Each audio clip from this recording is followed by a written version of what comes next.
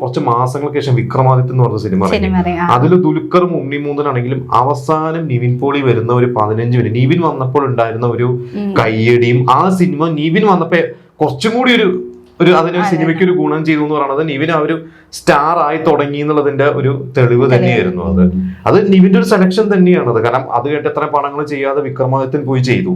ഇത് കഴിഞ്ഞിട്ട് പിന്നെ 2015 നിവിന് കുറച്ച് സിനിമകളുണ്ട്. അല്ലെങ്കിൽ മിലി എന്ന് പറയുന്ന ഒരു സിനിമയുണ്ട്, ഇവിടെ എന്ന് പറയുന്ന ഒരു സിനിമയുണ്ട്. അത് രണ്ടും ക്രിട്ടിക്കലി അക്ലെയിം ചെയ്ത സിനിമയാണ്. പക്ഷെ അപ്പുറത്ത് നമുക്ക് മറക്കാൻ പറ്റാത്തതാണ് വടക്കൻ സെൽഫി, പ്രേമം.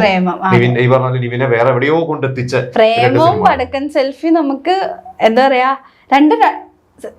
രണ്ടുപേരും നിവിനെ ചെയ്തേക്കണം. പക്ഷെ രണ്ട് തരത്തിലാണ്.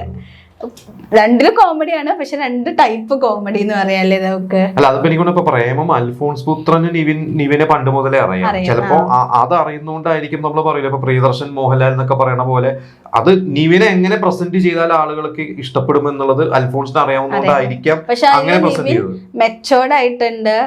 സ്കൂൾ കാലഘട്ടം മുതൽ 30 വയസ്സ് വരെ ആ 3 കാലഘട്ടത്തിലും 3 ടൈപ്പ് നിവിനെ നമുക്ക് കാണാൻ പറ്റും.